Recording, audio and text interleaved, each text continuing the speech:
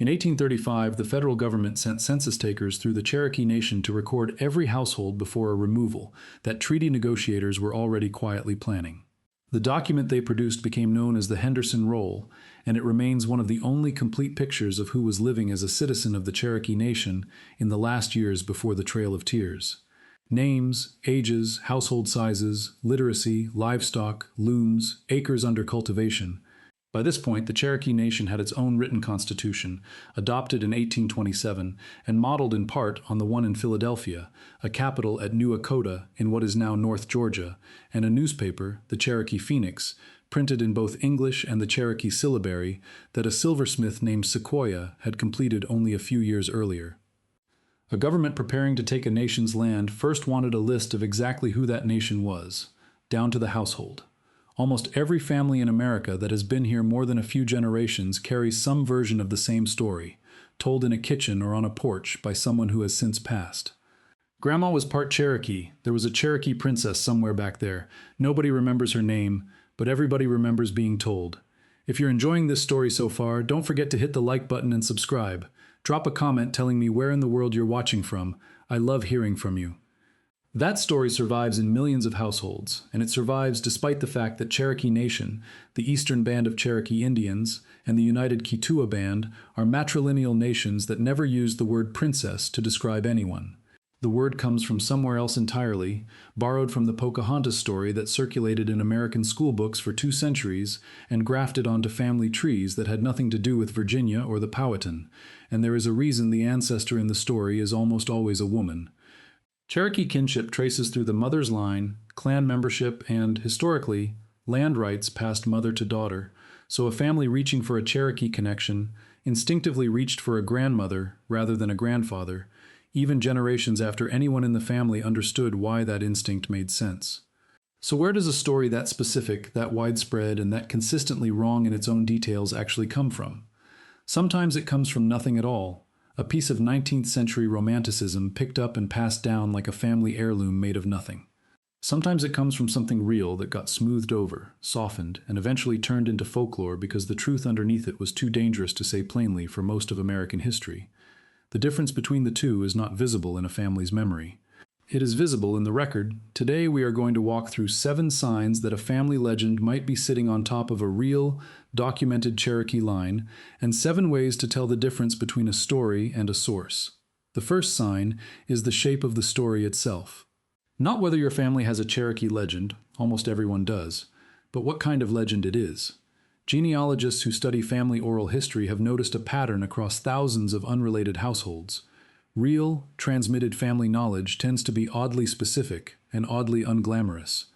It mentions a county, it mentions a church, it mentions that great-great-grandmother would not go into town on market days, or that she was buried outside the family plot fence, or that the family simply stopped talking about her after a particular decade for reasons nobody would explain. Invented or borrowed legend, by contrast, tends to be vague and decorated. A princess, royalty. No name, no place, no year, just a title Cherokee society never actually used, and a shrug when you ask for more. If your family's story has a name attached to it, even a first name, even a nickname, that is worth chasing through the records. If it has only a title and no other detail, that does not automatically mean nothing happened. It usually means the specific truth got worn away over 5 or 6 generations of retelling, the way water wears the edges off a stone, and what survives is the outline of the story rather than the story. There is also a timing pattern worth noticing.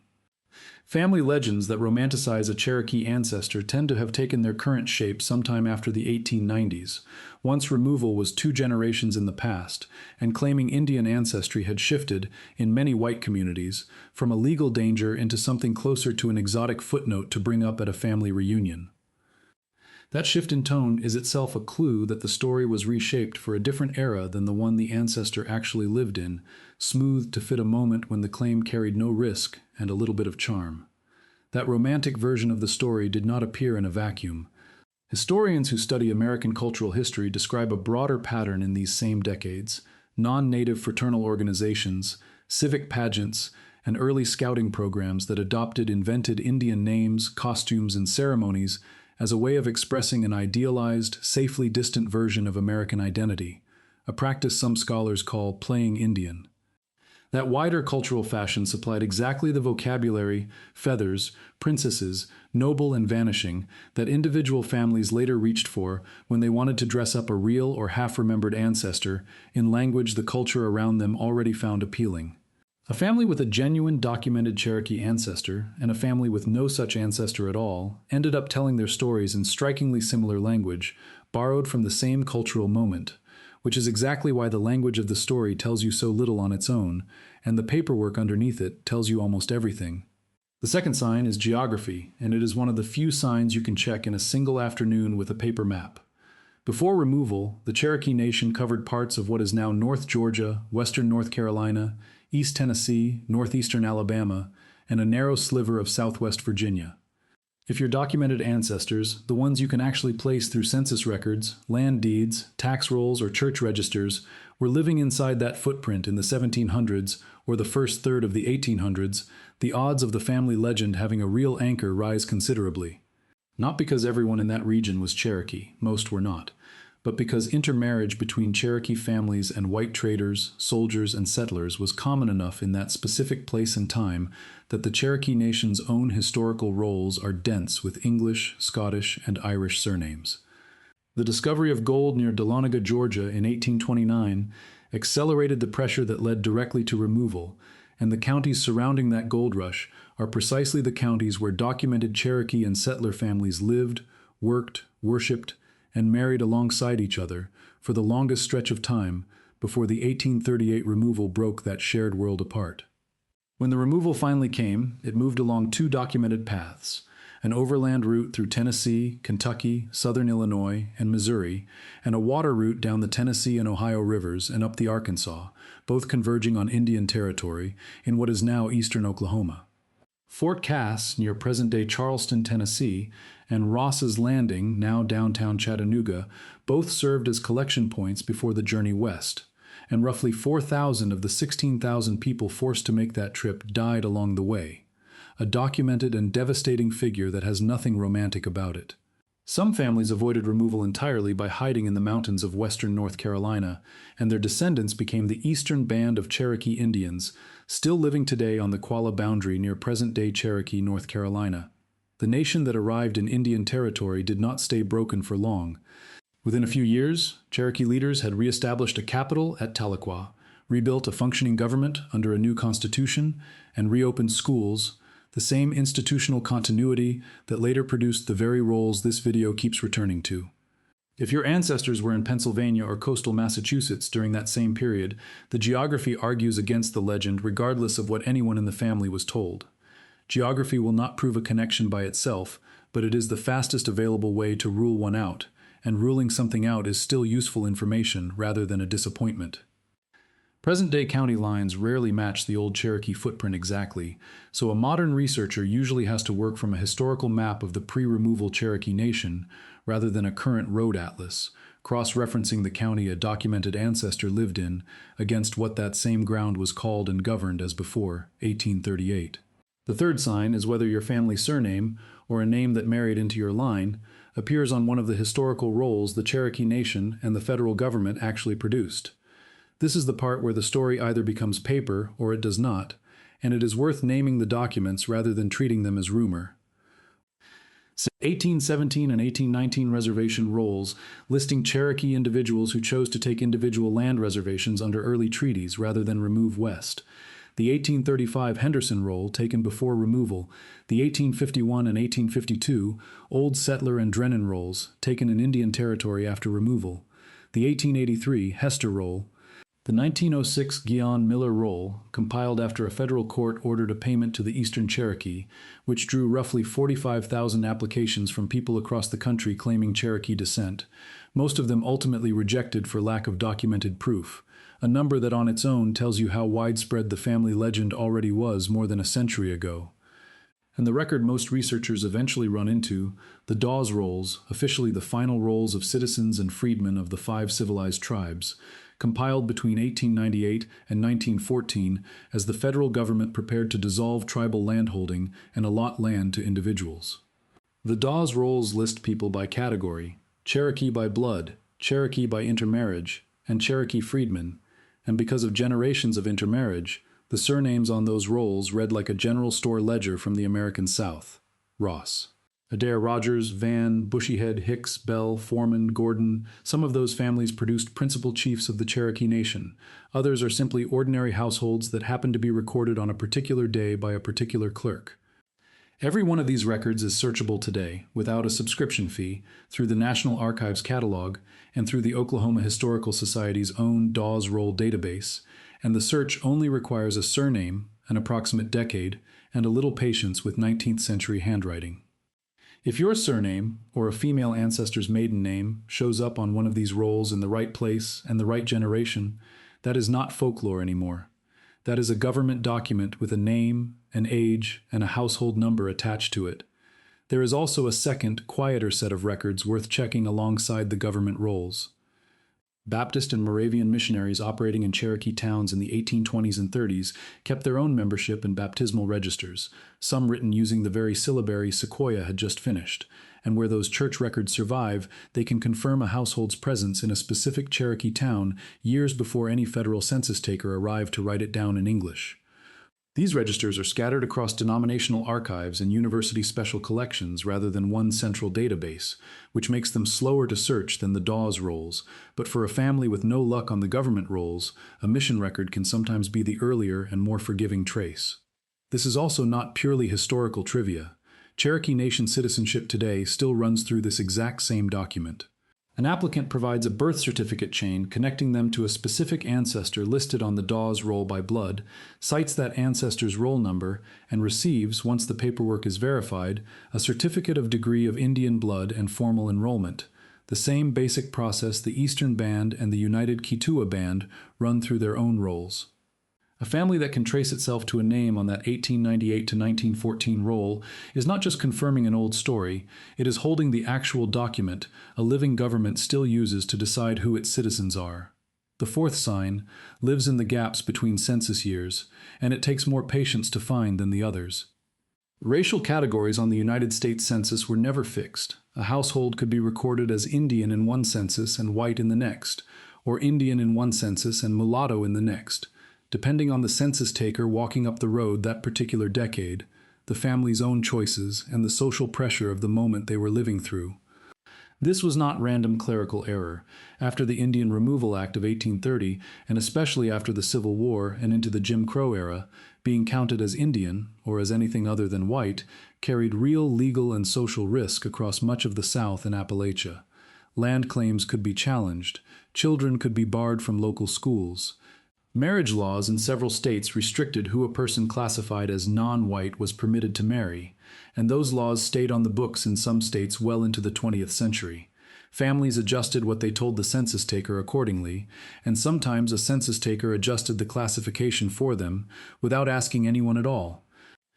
Researchers who study communities in places like Hancock County, Tennessee, and the Newman's Ridge area of Appalachia have documented exactly this kind of shifting classification across consecutive census decades for the same households, the same names, the same farms, recorded under different racial labels 10 years apart, depending entirely on who held the pen. If you can find that pattern in your own family, that inconsistency is not a mistake to explain away. It is often the clearest surviving trace of a family managing a hidden or complicated ancestry in real time, one decade and one census taker at a time, and it is exactly the kind of anomaly that professional genealogists flag as worth pursuing further. If you're hooked on this story, make sure to subscribe and turn on notifications so you never miss an upload. Your support means everything and helps me bring you more emotional stories like this one. In Virginia, this pattern had a name and a face. Walter Plecker, the head of the state's Bureau of Vital Statistics, spent the 1920s through the 1940s enforcing the Racial Integrity Act of 1924 by systematically ordering local registrars to reclassify Virginia Indian families as colored on birth and marriage records, on the theory, stated openly in his own official correspondence, that anyone with any documented African ancestry could not also be legally recognized as Indian. Entire tribal communities in Virginia watched their own vital records get altered by state order.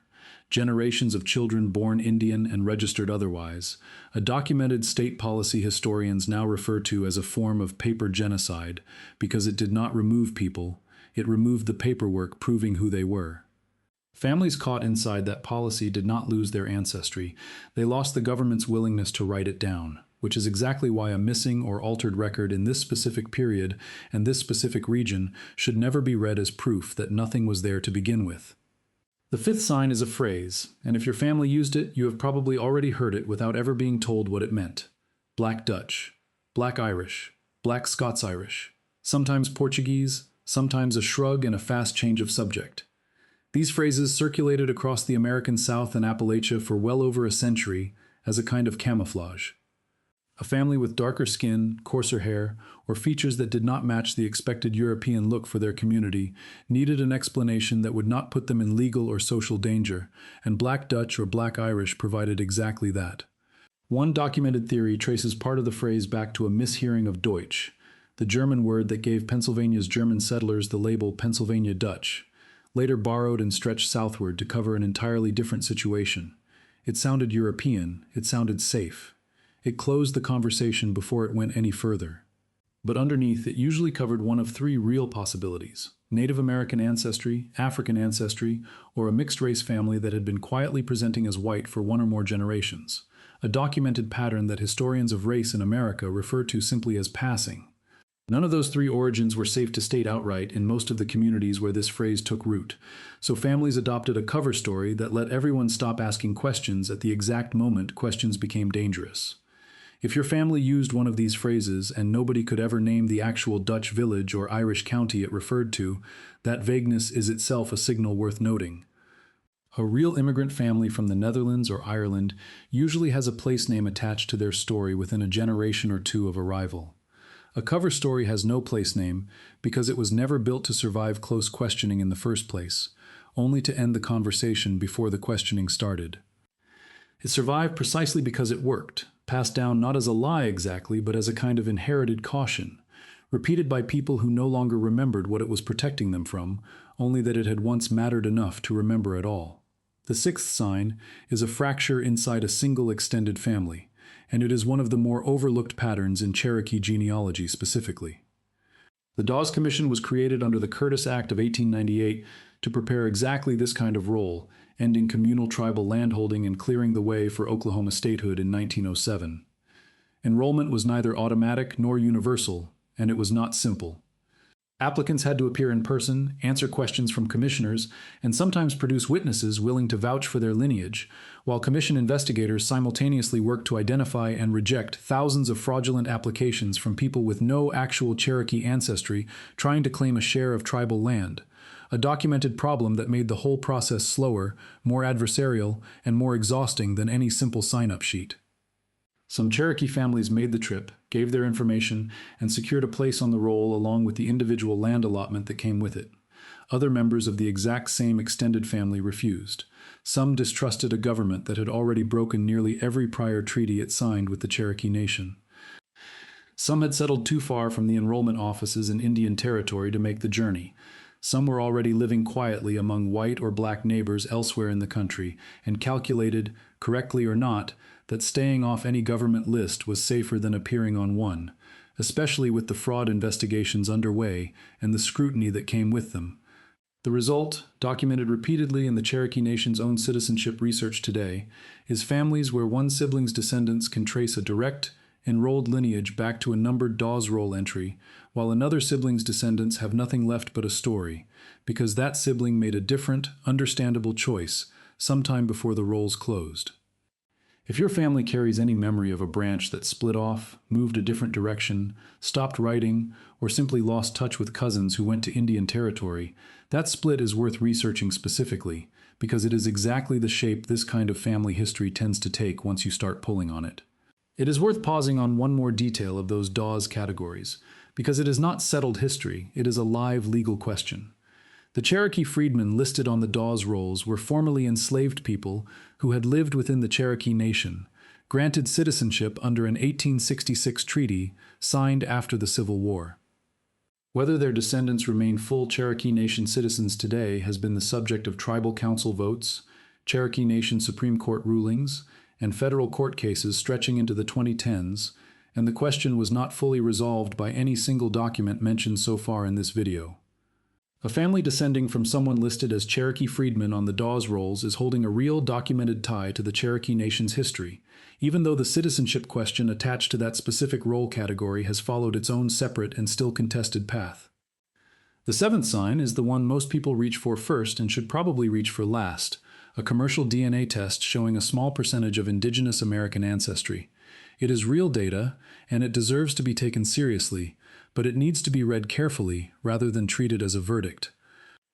Consumer DNA companies estimate ethnicity by comparing your genetic markers against reference populations, and indigenous American reference populations remain thin, inconsistent between companies, and prone to both false positives and false negatives for reasons that have nothing to do with your actual family history.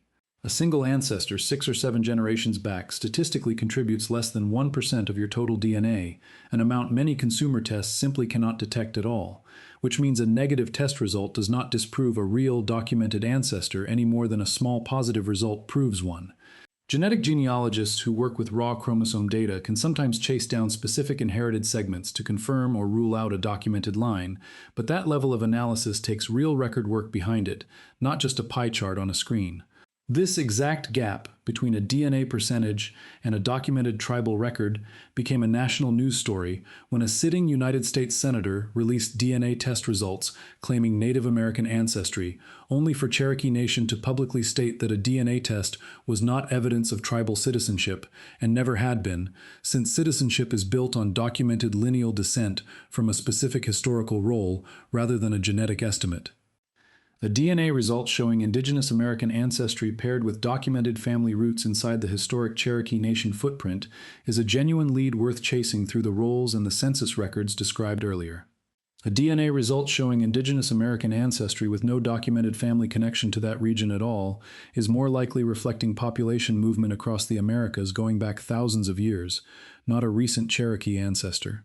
A more useful way to spend that same raw DNA file is uploading it to a genealogy matching database and searching for documented cousins, distant relatives who share both a genetic segment and a paper trail back toward a specific enrolled ancestor, since a shared match connected to an actual family tree carries far more weight than any ethnicity percentage on its own. The percentage on the screen cannot tell you which of those two situations you are in, only the paper trail can. If you actually want to test your own family's version of this story, the starting point is not a laboratory, it is the oldest living relative willing to talk. Write down every name, date, and place they give you, even the vague ones, before you open a single database, because those loose details are what let you narrow a roll search later instead of drowning in it. Cross-reference those names against county courthouse deed, tax, and marriage records if your family passes anywhere through the historic Cherokee footprint. Then check the census years on either side of 1838 and again on either side of 1898, watching specifically for a change in how the family was racially classified. Only once that groundwork sits in front of you does it make sense to search the Henderson, Guion Miller, or Dawes rolls by surname, because a name search against a roll holding tens of thousands of entries is far more useful when you already know an approximate county and decade to weigh it against. None of these 7 signs, on their own or even stacked together, make a person a citizen of the Cherokee Nation, the Eastern Band of Cherokee Indians, or the United Kituwa Band. Those 3 sovereign nations set their own citizenship requirements, built on documented lineal descent from a specific person listed on a specific historical roll, and none of them accept DNA percentages, family legend, or physical resemblance as a substitute for that paperwork. That is not a technicality invented to disappoint anyone chasing a family story.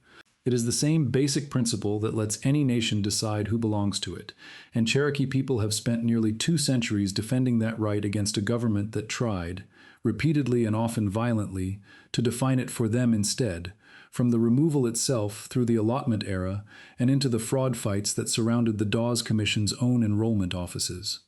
What these 7 signs can do is tell you whether the story sitting in your family is worth an afternoon in an archive instead of a shrug at Thanksgiving. Some families chase the legend and find a numbered household sitting right there on the Henderson Roll or the Dawes rolls, a name and an age and a farm that connects a kitchen table story to an actual 1835 census taker's handwriting. Others chase it and find nothing but a vague phrase their grandfather used to end an argument decades ago, and that is a real answer too, even if it is not the one anyone was hoping for. The only wrong move is never opening the record at all. letting the story stay exactly as soft and exactly as unverifiable as it was on the day someone first told it to you, in a kitchen, on a porch, by someone who is not here anymore to ask for more detail. Genealogy of this kind rarely hands anyone a clean answer on the first try. Sometimes a family spends years working through county courthouses and archive requests, only to find a single line in a single census that changes everything they thought they knew. And sometimes that same search closes every door it opens, which is its own kind of answer. Either way, the record does not disappear the way a shrug does. A document sitting in a federal archive will still be sitting there next year, and the year after that, waiting for whoever in the family finally decides to go looking. The same way the Henderson Roll waited for nearly 2 centuries before anyone in most families thought to ask a librarian for it by name. Thank you so much for watching until the end. If you loved this story, check out the other videos on your screen now. I think you'll really enjoy them. And don't forget to subscribe if you haven't already. See you in the next story.